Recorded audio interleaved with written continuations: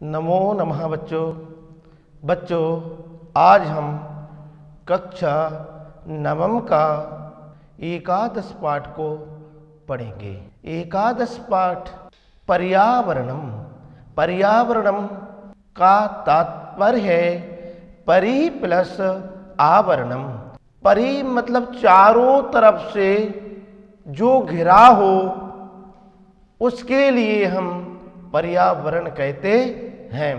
बच्चों अब हम इस पाठ को प्रारंभ करते हैं और पहले हम प्रस्तावना को देखते हैं। बच्चों अब हम प्रस्तावना को प्रारंभ करते हैं। प्रस्तुतोऽयं पाठ्यांशः पर्यावरणं विषयकः लघु निबंधोऽस्ति। प्रस्तुत यह पाठ्यांश पर्यावरणम विषय पर लघु निबंध है। अत्याधुनिक जीवन शैल्यम प्रदूषणम प्राणिनां पुरतः अभिशाप रूपेण समायातम। अर्थात आधुनिक जीवन शैली में प्रदूषण प्राणियों के सामने अभिशाप के रूप में आया है। नदीनां बारी मलिनां संजाताम। नदियों का पानी गंदा हो गया है। शनैः शनैः धरा निर्वनं जायमाना अस्ति। धीरे धीरे पृथ्वी निर्वनम अर्थात वनों से रहित होती जा रही है। यंत्रेभ्यः मशीनों से निःसरितः वायुयानः वातावरणं विषक्तम रुजाकारकम न भवति। मशीनों से निकलने वाली हवा से वातावरण जहरीला बीमारी देने वाला हो रहा है। वनस्पतीनां अभावद सायं न केवलं वन प्राणिनां अपितु अस्माकं सर्वेषामेव जीवनं स्थातुं नैव शक्यते। मशीनों से निकलने वाली हवा से वातावरण जहरीला और बीमारी देने वाला हो रहा है। वृक्षों के अभाव और प्रदूषण के कारण बहुत सारे पशु पक्षियों का जीवन ही संकट में पड़ा दिखाई देता है। पादपः अस्मभ्यं न केवलं शुद्ध वायुमेव यच्छन्ति अपितु ते अस्माकं कृते जीवने उपयोगाय पात्राणि पुष्पाणि फलानि काष्ठानि औषधीन् छायां च वितरन्ति। पौधे हमें न केवल शुद्ध वायु हवा ही देते हैं बल्कि हमारे जीवन में उपयोग के लिए पत्ते फूल फल लकड़ी औषधि और छाया देते हैं। अस्मात् एतो अस्माकं कर्तव्यः। इसलिए इस कारण हमारा कर्तव्य है कि यद वयं वृक्षारोपणं तेषां संरक्षणं जल शुचितः करणं ऊर्जाया संरक्षणं उद्यानं तडागा आदीनां शुचितः पूर्वकं पर्यावरण रक्षणार्थं प्रयत्नं कुर्याम। इस कारण से हमारा कर्तव्य है कि हम वृक्षारोपण उनका संरक्षण पानी को साफ रखना ऊर्जा का संरक्षण बगीचे तालाब आदि की पवित्रता पूर्वक पर्यावरण की रक्षण के लिए प्रयत्न करें। अनीव अस्माकं सर्वेषां जीवनम अन्नमयम सुखमयं च भविष्यति। तभी इससे ही हम सभी का जीवन निरोग और सुखी होगा। प्रकृति समेषां प्राणिनां संरक्षणं यातते। प्रकृति सभी प्राणियों के संरक्षण के लिए प्रयत्न करती है। यम सर्वान् पुष्पाणि विविधैः प्रकारैः सुख साधनैः चाह तर्पयति। यह विभिन्न प्रकार से सभी को पुष्ट करती है और सुख साधनों से तृप्त अर्थात संतुष्ट करती है। पृथ्वी जलम तेजः वायुः आकाशः च अस्याः प्रमुखानि तत्वानि। पृथ्वी, जल, तेज, वायु और आकाश इसके प्रमुख तत्व हैं। तान्येव मिलित्वा पृथक्तया वह अस्माकं पर्यावरणं रचयन्ति। वे ही मिलकर या अलग से हमारे पर्यावरण को रचते हैं। आव्रियते परितः समन्तात् लोका अनेन इति पर्यावरणम। जिसके द्वारा संसार चारों ओर से पूरी तरह से आच्छादित किया जाता है। यथा अजात शिशु मातृगर्भे सुरक्षितः तिष्ठति तदैव मानवः पर्यावरण कुक्षौ। उसी तरह से मनुष्य पर्यावरण के गर्भ में सुरक्षित रहता है। वही पर्यावरण है जिस प्रकार से आज जन्मा शिशु माता के गर्भ में सुरक्षित रहता है, उसी तरह से मनुष्य पर्यावरण के गर्भ में सुरक्षित रहता है। परिष्कृतम प्रदूषण रहितम चा पर्यावरणम अस्माभ्यम सांसार्गिक जीवन सुखम सत्य संकल्पम मांगलिक सामग्रींच प्रदाति। अच्छे विचार और सत्य संकल्प और मांगलिक सामग्री प्रदान करता है। प्रकृति कोपहि अंकितो जनः किम कर्तुम प्रभाति। प्रकृति के कोप से व्याकुल व्यक्ति क्या कर सकता है। जलप्लावनैः अग्निभयैः भूकंपैः वात्याः चक्रैः उल्काः पातादिभिश्च संतप्तस्य मानवस्य वह मंगलम। बाढ़ों से, अग्नि के भयों से, भूकंपों से आदि तूफानों से और उल्कापात आदि से दुखी मनुष्य का कहाँ कल्याण है, अर्थात कहीं नहीं। अतएव अस्माभिः प्रकृति रक्षणीया। इसलिए हमारे द्वारा प्रकृति की रक्षा की जाना चाहिए। तेन चाह पर्यावरणम रक्षितम भविष्यति। उससे पर्यावरण की रक्षा होगी। प्राचीन काले लोक मंगल शासनम ऋषयो बने निवसन्ति स्म। प्राचीन काल में जनता के कल्याण को चाहने वाले ऋषि वन में रहते हैं। यतो ही वने सुरक्षितम पर्यावरण मुपलभ्यते स्म। क्योंकि वन में सुरक्षित पर्यावरण उपलब्ध था। तत्र विविध भेगा कल कूजित स्रोत रसायनम ददाति।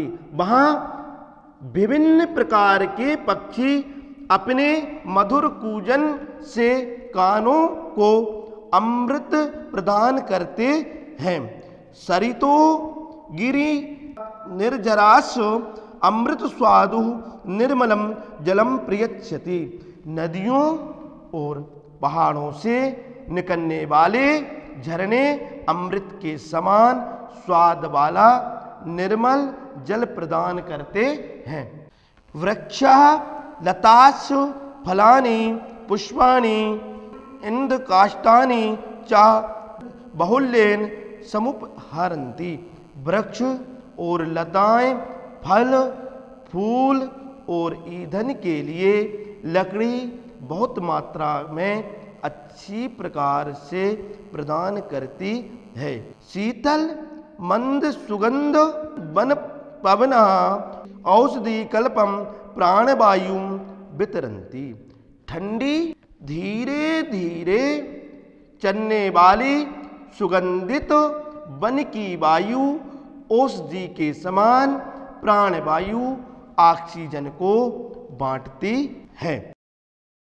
परंतु स्वार्थांधो मानवा तदेव पर्यावरणम अद्य नाशयति।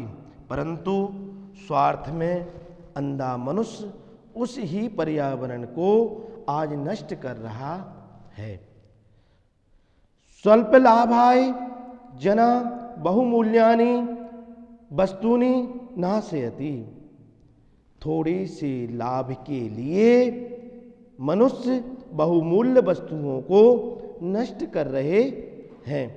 जनः या यंत्रः गाराणां विषक्तम जलम नद्यां निपातयन्ति तेन मत्स्यादीनां जलचराणां च क्षणेनैव नाशो भवति। लोग कारखानों का जहरीला पानी नदियों में गिरा रहे हैं।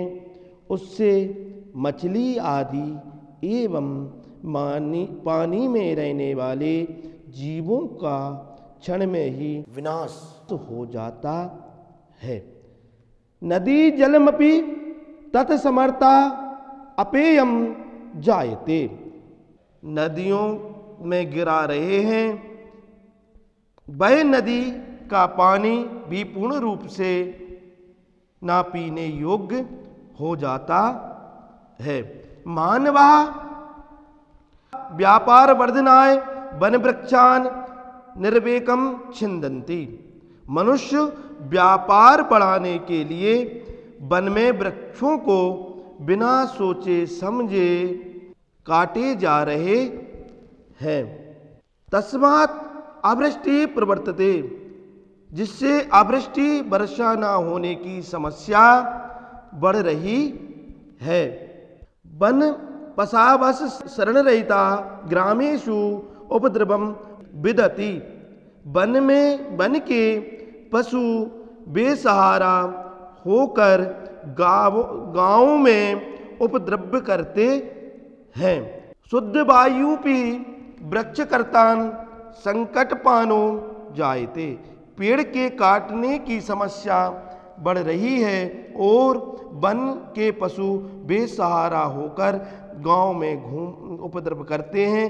पेड़ के काटने से शुद्ध वायु का भी संकट उत्पन्न हो गया है।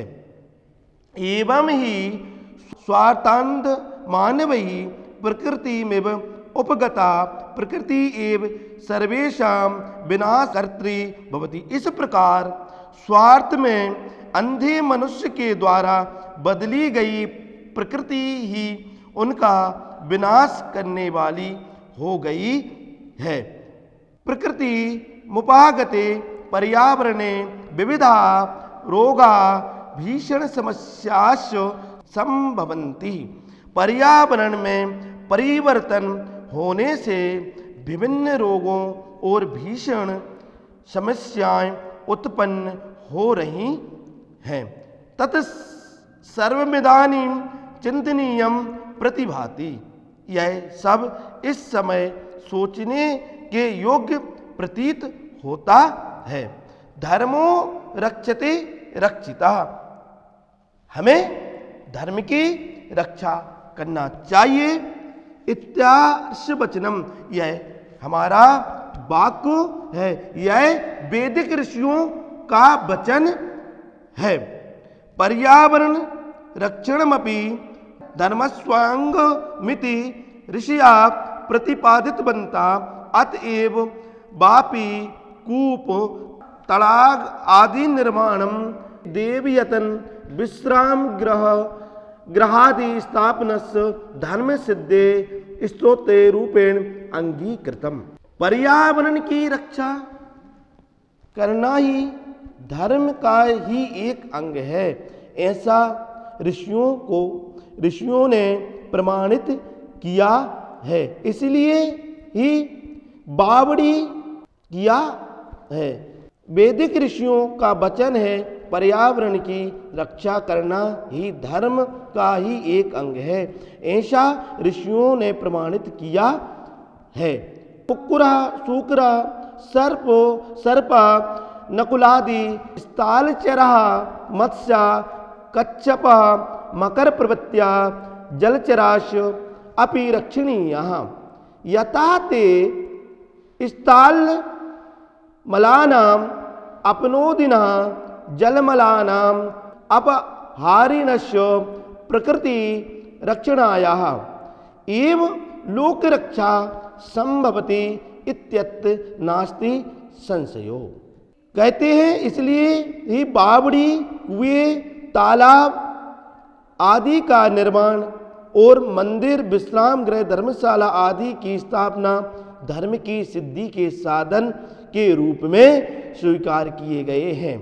कुत्ते, सुअर, सांप, नेवला आदि थलचरों एवं मछली, कछुआ, मगरमच्छ आदि जलचरों की रक्षा की जानी चाहिए, क्योंकि वे भूमि की गंदगी को दूर करने वाले और जल की मलिनता को साफ करने वाले हैं। प्रकृति की रक्षा से ही संसार की रक्षा हो सकती है, इसमें कोई संदेह नहीं है। पर्यावरणम, इसका शाब्दिक अर्थ है जो चारों तरफ से घिरा हो। इस पाठ का सारांश यह है कि हमारे लिए वन की रक्षा करनी चाहिए, जल की रक्षा करना चाहिए, तभी हमारा मानव जीवन संभव है। अर्थात नाना प्रकार की व्याधियां, भूकंप आदि आएंगे यदि हम पर्यावरण की रक्षा नहीं करेंगे, कलह होगी, सारे स्थानों पर लड़ाई झगड़ा इत्यादि होता रहेगा। इसलिए बच्चों, हमारे लिए पर्यावरण की रक्षा करनी चाहिए। बच्चों, आज हमने एकादश पाठ को पढ़ लिया है और सब बच्चों के लिए समझ में आ गया होगा। जय हिंद बच्चों, नमो नमः।